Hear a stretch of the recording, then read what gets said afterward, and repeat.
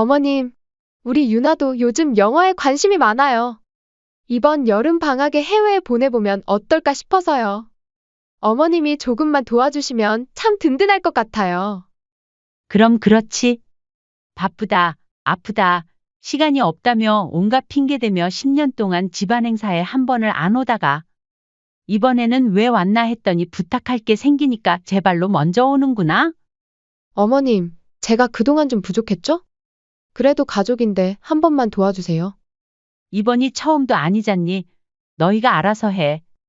왜요? 왜 안 도와주시는 건데요? 손주 교육비인데 이런 것도 안 도와주신다고요? 안 되니까 그렇게 하라. 어머님, 가족끼리 너무한 거 아니에요? 너무해? 너무한 건 너지. 내가 밖에서 시댁 흉 보고 다니는 거 내가 모를 줄 알았니? 10년 동안 집안 행사 참여 안 해도 넘어가줬더니 뒤에서 시댁을 아주 우습게 알더구나. 조용히 덮고 넘어가려 했는데 이렇게 뻔뻔하게 나오니까 참을 수가 없네. 그제야 며느리는 상황의 심각성을 깨닫고 무릎을 꿇으며 빌기 시작했습니다. 어머님, 정말 죄송해요. 제가 잘못했어요. 그때 정말 힘들어서 그런 말이 나온 거예요. 용서해 주세요. 이제 내 소원대로 해줄게. 앞으로 시댁 집안일 안 와도 된다. 절대 오지 마라. 와도 문 안 열어줄 거야. 대신 시댁 지원 같은 건 꿈도 꾸지 마. 안녕하세요. 이 사연의 주인공은 74세 유금자 씨입니다. 경기도 남양주의 작은 아파트에서 혼자 살고 계신 유 씨는 올해도 어김없이 상을 차렸습니다. 매년 7월 이맘때가 되면 여전히 손이 먼저 움직이는 날이 있습니다. 그날은 바로 남편의 기일. 유 씨의 남편이 세상을 떠난 지는 벌써 10년이 되었습니다. 여보, 올해도 왔네요. 상 앞에 앉아 조용히 중얼거리는 유 씨의 목소리에는 그리움이 묻어났습니다. 유 씨의 하루는 새벽 5시부터 시작됩니다. 무릎이 성치 않아도 그날만큼은 부엌에서 손이 쉬질 않았죠. 밥 2공기, 국 1그릇, 삼색나물, 송편 몇 개. 형식은 간소화했지만 마음만은 줄이지 않았습니다. 남편은 생전에 무뚝뚝한 사람이었지만 신기하게도 며느리에게만큼은 자상했었죠. 처음 며느리가 시집 온 날. 요즘 시집살이란 말도 다 옛말이지. 며느리도 귀한 손님이야. 그래도 혹시 힘든 거 있으면 다 나한테 말해라. 남편의 그 말 한마디에 며느리는 활짝 웃곤 했었습니다. 그 뒤로도 아들과 며느리가 시댁에 올 때면 어김없이 지은이는 앉아있게 해하며 막아섰고 무거운 짐 들면 그건 아들 네가 들어하며 나섰던 시아버지였습니다. 그걸 알기에 유 씨는 더욱 서운했습니다. 그토록 잘해준 시아버지인데 그런 시아버지의 기일의 며느리는 단 한 번도 자리에 나타난 적이 없었으니까요. 올해도 마찬가지였습니다. 유 씨는 어김없이 며느리에게 전화를 걸었습니다. 지은아, 이번 주 토요일에 아버지 기일이라 간단히 식사만 하려고 하는데 올 수 있니? 전화기 너머로 짧은 침묵이 흐른 뒤 익숙한 멘트가 이어졌습니다. 어머님, 그날이요? 저희 회사에서 주말 워크숍이 있어서요. 죄송해요. 저도 아예 못 가는 건 아닌데, 오후엔 일정이 좀. 유 씨는 한숨을 쉬며 알겠다 말하며 전화를 끊었습니다. 매년 이맘때면 꼭 사정이 생긴다는 며느리의 말이 낯익다 못해 식상했습니다. 에휴, 회사 워크숍이든 독감이든 정말 이렇게 시댁 행사가 있을 때만 매번 겹치는 걸까? 아무리 그래도 그렇게 잘 챙겨주던 시아버지 기일인데. 며느리의 태도에 유 씨는 마음이 쓸쓸해졌습니다. 몇 해 전 설 명절 즈음 가족 식사 자리에서의 일이 문득 떠올랐습니다. 남편 제사 이야기가 자연스럽게 흘러나오자 며느리는 웃으며 무심하게 한마디를 툭 던졌었죠. 제사라는 게 옛날처럼 꼭 챙겨야 되는 건가요? 유 씨가 당황에 멈칫하자 며느리는 웃으며 말을 이었습니다. 아, 그런 뜻은 아니고요. 어머니도 부담되실까 봐요. 시아버님 제사까지 꼭 챙겨야 하나 싶어서요. 며느리가 예전 내뱉은 그 말이 오늘따라 유독 뇌리에 맴돌았습니다. 그 말 하나로도 알 수 있었죠. 며느리가 시댁의 마음을 얼마나 덜 주고 사는지 말입니다. 반면 캐나다에 사는 딸과 사위는 달랐습니다. 딸과 사위는 남편의 기일이 다가오면 먼저 전화를 해왔습니다. 엄마, 벌써 7월이네요. 비행기표는 미리 끊어놨어요. 그 말을 들을 때마다 유 씨는 늘 같은 말을 되풀이했습니다. 너희는 멀리서 사는데 꼭 그럴 것까지는 없다. 사위도 바쁘면 안 와도 돼. 그러면 딸은 단호하게 받아쳤습니다. 엄마, 아버지 제사잖아요. 엄마도 혼자 계시는데 어떻게 우리가 빠져? 딱 그날만큼은 우리끼리라도 모여야지. 그래야 나도 이서방도 가고 싶다고 했어요. 그렇게 오랜 비행을 마치고 새벽에 도착해도 낮은 상 앞에 정갈이 앉는 딸과 사위였습니다. 멀리 살아도 지키는 사람 있고 가까이 살아도 슬그머니 빠지는 사람도 있다는 걸 유 씨는 이제 알게 되었습니다. 물론 며느리가 꼭 제사에 참석해야 한다는 건 아니었습니다. 유 씨도 그런 걸 강요하고 싶은 마음도 없었죠. 하지만 사람 마음이라는 게 이해하려 해도 한 번을 오지 않는 것은 서운함을 느낄 수밖에 없었습니다. 10년이 넘는 시간 동안 며느리와 함께 지내오면서 유 씨 마음 깊은 곳에서는 알고 있었습니다. 이건 단순히 바쁜 일정의 문제가 아니라는 걸 말이죠. 처음엔 며느리가 새댁이라 어색해서 그런가 보다 했습니다. 며느리는 회사 일이 바빠서 몸이 안 좋아서 이런저런 다양한 핑계를 댔고 늘 결론은 못 온다였습니다. 유 씨는 상을 정리하며 한숨을 내쉬었습니다. 74년을 살아오면서 사람 관계에 대해 많은 걸 배웠다고 생각했는데 며느리와의 관계만큼은 여전히 어려웠습니다. 그래도 가족이니까, 그래도 같은 집안 사람이니까. 그렇게 스스로를 다독이며 하루하루를 버텨왔지만 마음 한편에서는 점점 서운함이 쌓여가고 있었습니다. 해마다 남편 기일뿐 아니라 명절도 마찬가지였습니다. 추석, 설날, 심지어 가족 생일까지 며느리는 언제나 같은 톤으로 말했습니다. 회사에서 급하게 일이 생겨서요. 그날은 유나가 좀 아파서요. 이유는 항상 달랐지만 결론은 오지 않는다는 것이었죠. 그리고 언제부턴가 며느리에게서는 연락조차 오지 않았습니다. 처음 몇 해는 유 씨가 먼저 전화했습니다. 그마저도 며느리는 거의 받지 않았죠. 어느 날은 대신 아들이 전화를 받았고 한 번은 이런 말까지 들었습니다. 엄마, 지은이가 시댁 쪽 연락에 좀 스트레스 받아해요. 스트레스를 받는다고? 일 있을 때 빼곤 딱히 한 적 없는데. 갑작스러운 연락 같은 거 스트레스라고 하더라고요. 그러니까 앞으로는 웬만하면 저한테 먼저 말씀 주세요. 유 씨는 한참 동안 말이 없었습니다.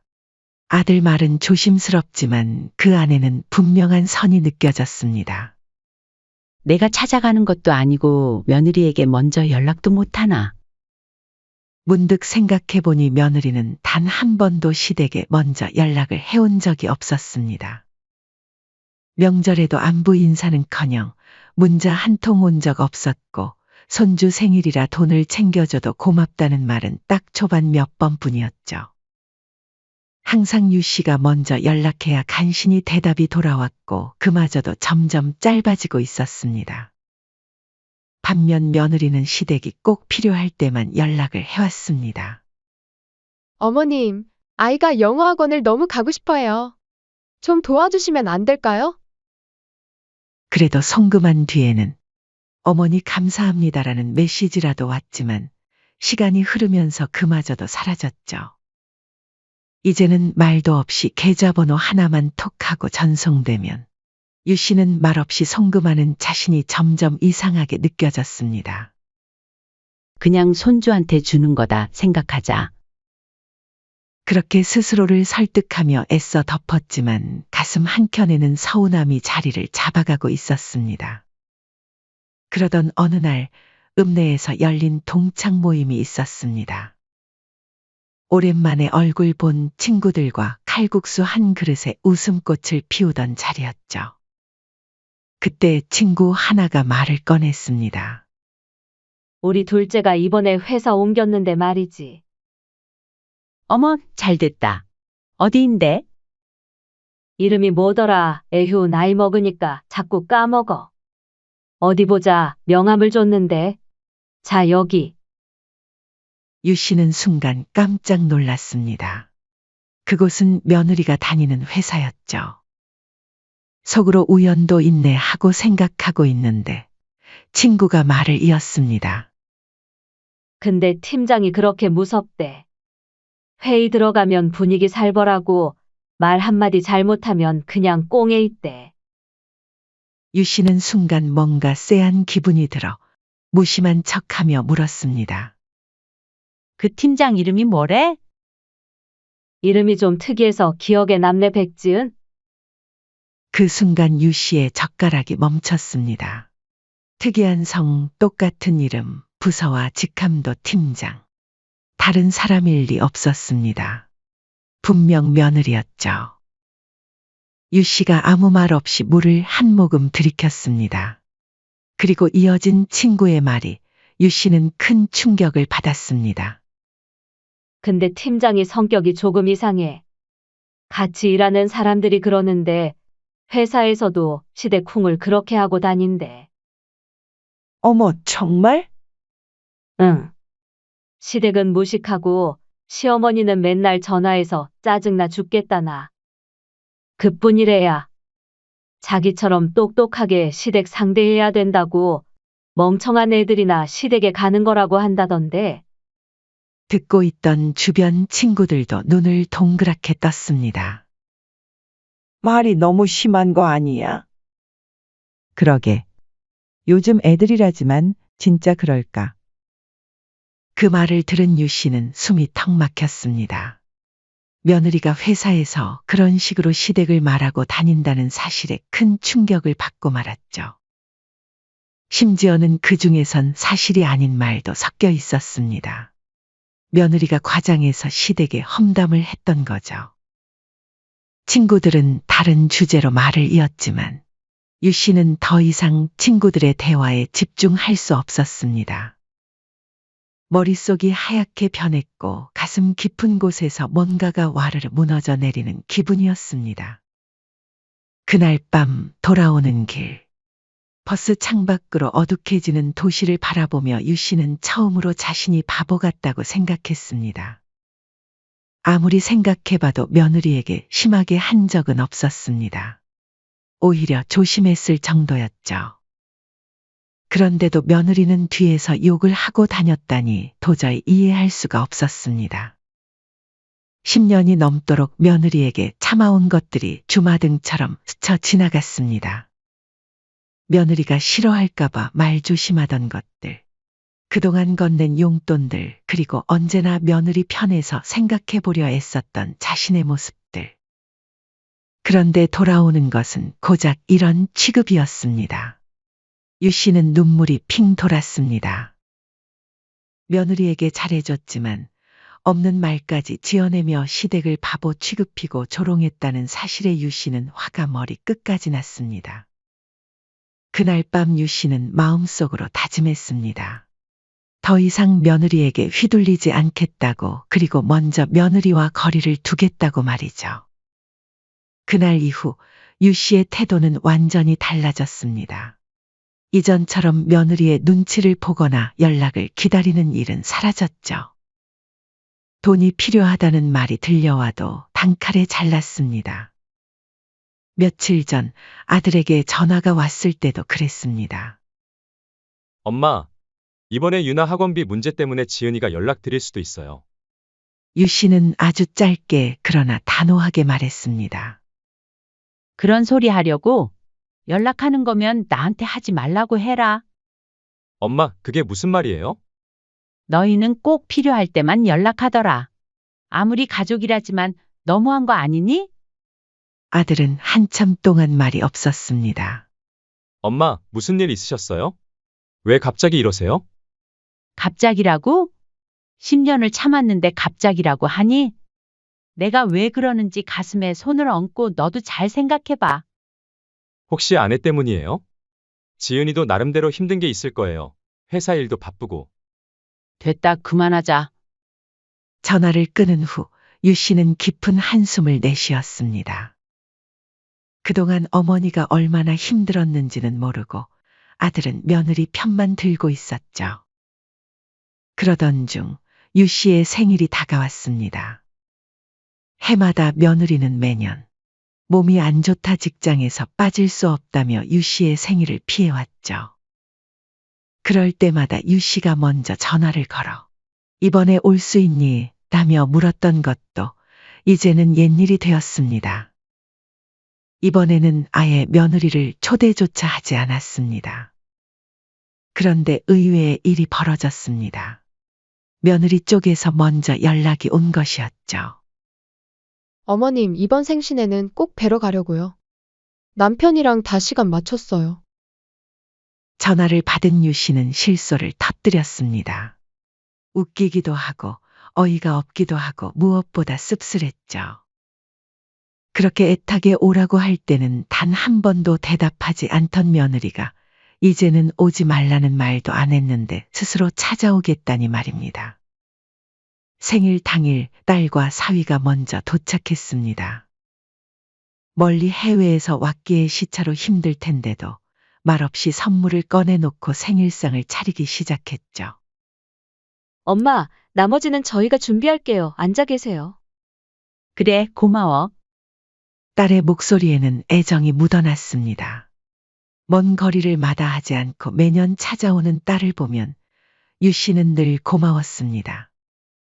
뒤늦게 현관문이 열렸습니다. 그리고 아들과 며느리가 화사한 꽃다발과 웬일로 선물까지 들고 나타났죠. 유 씨는 소파에 앉은 채 눈길도 주지 않고 차갑게 말했습니다. 부르지도 않았는데 못하러 왔니? 며느리는 당황한 기색도 없이 활짝 웃으며 다가왔습니다. 어머님, 가족끼리 왜 그러세요? 생신이신데 저희가 와야죠. 그 뻔뻔한 모습에 유 씨는 속으로 혀를 찼습니다. 아들은 머쓱한 웃음을 흘렸습니다. 엄마, 이번에는 우리가 좀 신경 썼어요. 곧이어 저녁 식사가 시작되었습니다. 딸과 사위가 정성스럽게 준비한 음식들이 상에 올랐고 아들이 가져온 케이크도 함께 놓았습니다. 하지만 분위기는 매우 어색했습니다. 딸이 분위기를 띄우려 애썼지만 며느리와 유 씨 사이의 차가운 기류는 쉽게 나아지지 않았죠. 저녁 식사 후 딸과 사위는 시차 탓에 일찍 방으로 들어가 잠을 청했고 거실에는 유 씨와 아들 부부만 남았죠. 잠시 정적이 흐르던 중 며느리가 먼저 말을 꺼냈습니다. 어머님, 우리 유나도 요즘 영어에 관심이 많아요. 이번 여름 방학에 해외에 보내보면 어떨까 싶어서요. 유 씨는 말없이 며느리를 바라보았습니다. 역시나 돈 때문이었구나. 그러자 며느리는 웃으며 덧붙였습니다. 아가씨처럼 외국 생활도 일찍 겪어봐야 하잖아요? 경쟁력 생기려면요. 남편이랑 얘기했는데 어머님이 조금만 도와주시면 참 든든할 것 같아요. 그 말이 끝나기도 전 유 씨는 피식 웃음을 흘렸습니다. 그리고 이내 차가운 말투로 말을 이었죠. 그럼 그렇지. 바쁘다, 힘들다, 시간이 없다며 10년 동안 시댁 행사에 한 번을 안 오다가 이번에는 왜 왔나 했더니 부탁할 게 생기니까 제 발로 먼저 오는구나. 당황한 며느리는 머쓱하게 웃으며 말했습니다. 어머님, 제가 그동안 좀 부족했죠. 그래도 가족인데 한 번만 도와주시면 안 돼요? 유 씨가 단호하게 말했습니다. 이번이 처음도 아니잖니. 너희가 알아서 해. 그러자 며느리가 목소리를 높이며 따져 물었습니다. 왜요? 왜 안 도와주시는 건데요? 손주 교육비인데 이런 것도 안 도와주신다고요? 유 씨가 냉정하게 대답했습니다. 안 되니까 그렇게 알아. 그러자 며느리는 완전히 화가 나서 쐐기를 박았습니다. 어머님, 가족끼리 진짜 너무한 거 아니에요? 바로 그 순간 유 씨의 눈빛이 번뜩이며 날카로워졌습니다. 너무해? 너무한 건 너지? 내가 밖에서 시댁 흉 보고 다니는 거 내가 모를 줄 알았니? 그 말에 거실 공기가 단숨에 얼어붙었습니다. 며느리는 얼굴이 새하얗게 질렸고 아들도 당황한 표정을 지었죠. 그 순간 큰 소리의 딸과 사위가 방에서 급히 나왔습니다. 무슨 일이에요, 엄마? 유 씨는 앉은 채로 천천히 고개를 들어 며느리를 똑바로 바라보았습니다. 10년 동안 참았던 분노가 폭발하는 순간이었죠. 10년 동안 이 핑계 저 핑계 대면서 시댁 행사 참여 안 해도 넘어가줬더니 뒤에서는 시댁을 바보 취급하고 조롱거리로 만들더구나. 내가 그 얘기 들었을 때 얼마나 부끄럽고 치욕스러웠는지 알아? 며느리는 말을 잇지 못했고 딸과 사위는 입을 틀어막고 숨을 들이켰습니다. 조용히 덮고 넘어가려 했는데 이렇게 뻔뻔하게 나오니까 참을 수가 없네. 유 씨의 목소리는 떨렸지만 단호했습니다. 그제야 며느리는 상황의 심각성을 깨닫고 무릎을 꿇으며 빌기 시작했습니다. 어머님, 죄송해요. 정말 죄송해요. 제가 잘못했어요. 그때 정말 힘들어서 그런 말이 나온 거예요. 용서해 주세요. 며느리는 눈물까지 흘리며 사정했지만 유 씨의 마음은 이미 굳어져 있었습니다. 그제야 아들이 나섰습니다. 엄마, 그게 오해일 수도 있잖아요. 우선 진정하시고. 그러자 유 씨가 더욱 격하게 쏘아붙였습니다. 오해? 넌 이런 상황에서도 내 아내 편이니? 며느리뿐만 아니라 너도 문제야. 아들은 할 말을 잃었습니다. 유 씨가 아들에게 이렇게 화를 낸 적은 처음이었습니다. 유 씨는 며느리를 똑바로 바라보며 말했습니다. 이제 내 소원대로 해줄게. 앞으로 시댁 집안일 안 와도 된다. 절대 오지 마라. 와도 문 안 열어줄 거야. 며느리는 더욱 창백해졌습니다. 대신 시댁 지원 같은 건 꿈도 꾸지 마. 내 돈도 시간도 이제부터는 둘째한테만 쓸 거다. 아들이 황급히 유 씨를 말렸습니다. 엄마, 그래도 제가 장남인데 어떻게 그렇게 해요? 유 씨는 냉정하게 잘라 말했습니다. 부모 무시하는 애가 무슨 장남 타령이야? 그것도 옛날 얘기다. 요즘은 누가 잘하느냐에 따라가는 거야. 말이 끝나자마자 유 씨는 고개를 돌려 외쳤습니다. 도윤아, 며느리 데리고 당장 나가라. 오늘부터 여기는 며느리가 발 들여놓을 곳이 아니다. 아들은 얼떨떨한 표정으로 며느리를 일으켜 세웠습니다. 문 쪽으로 질질 끌려 나가면서도 며느리는 끝까지 변명했죠. 어머님, 저 정말 그렇게까지 말하려고 한 건 아니었어요. 분위기에 휩쓸려서 그만.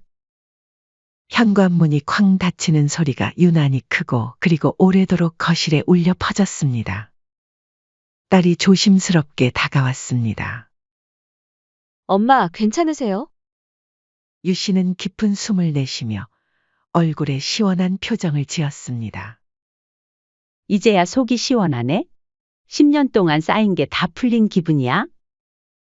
엄마가 그동안 얼마나 힘드셨는지 알 것 같아요. 저도 새언니 행동 보면서 많이 답답했거든요. 딸의 위로에 유 씨는 고개를 끄덕였습니다. 이제 더 이상 이 짓도 끝이야. 내 남은 인생은 나를 위해 그리고 진짜 나를 아끼는 가족들을 위해 살 거야. 그날 밤 유 씨는 정말 오랜만에 편안한 잠을 잤습니다. 10년 동안 가슴에 쌓여있던 모든 응어리가 한꺼번에 풀린 기분이었습니다.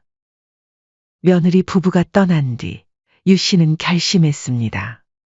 지금까지 자신의 곁을 묵묵히 지켜준 딸에게 보답하기로 말이죠. 그날 이후 그녀는 조용히 변호사 사무실을 찾아갔습니다. 상속 정리를 위한 첫걸음이었죠. 유 씨는 남편과 함께 차곡차곡 모아온 재산 목록을 꺼내 보았습니다. 서울 근교의 집 한 채, 제법 쌓인 예금, 소형 상가 건물까지 생각보다 꽤 많은 금액이 모여 있었죠. 아들 부부는 그동안 해준 것만 해도 차고 넘쳤어. 유 씨는 아들에게 줄 상속은 이미 끝났다고 판단했습니다. 결혼할 때 해준 전세금, 아이 교육비, 생활비 명목으로 보태준 돈들 그 금액만 해도 이미 억 단위였습니다. 이제 더는 마음을 쓸 이유를 붙일 필요도 없었습니다. 남은 재산은 딸에게 주기로 마음을 굳혔습니다. 변호사는 마지막으로 유 씨의 결정을 확인하며 물었습니다. 이에 유 씨의 목소리는 단호했습니다. 네, 그렇게 해주세요. 장남한테는 그동안 해준 것들을 다 계산해서 이미 받을 몫은 다 받았다고 명시해주세요. 10년 동안 쌓인 서운함이 이런 결정을 더욱 확고하게 만들었죠. 며칠 후 그 소식을 들은 아들과 며느리는 난리가 났습니다. 아들과 며느리는 얼굴이 새파래진 채로 현관문 앞까지 찾아왔죠. 며느리는 무릎을 꿇고 울먹이며 빌었습니다. 어머님, 제가 잘못했어요. 진심이에요. 제발 다시는 안 그럴게요. 우리 유나 생각해서라도. 하지만 유 씨는 문도 열어주지 않고 인터폰으로만 대답했습니다.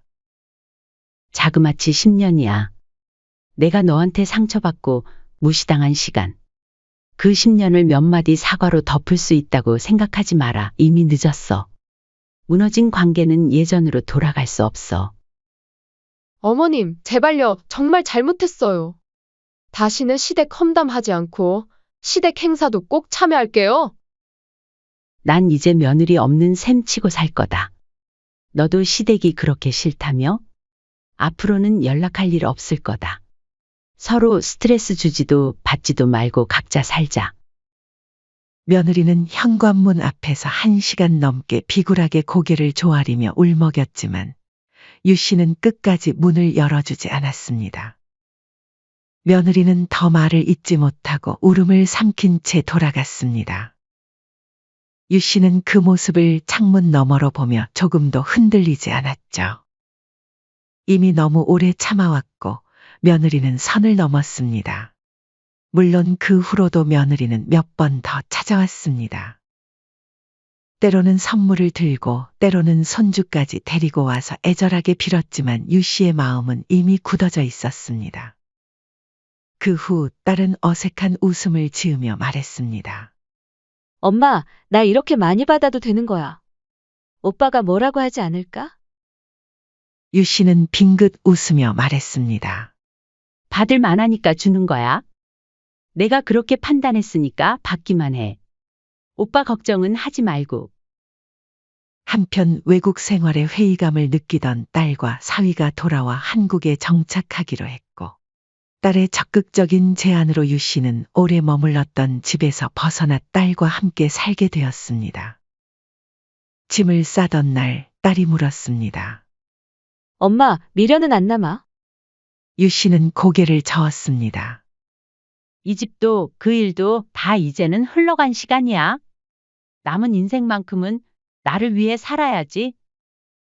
이따금 아들과는 연락이 오고 갔습니다.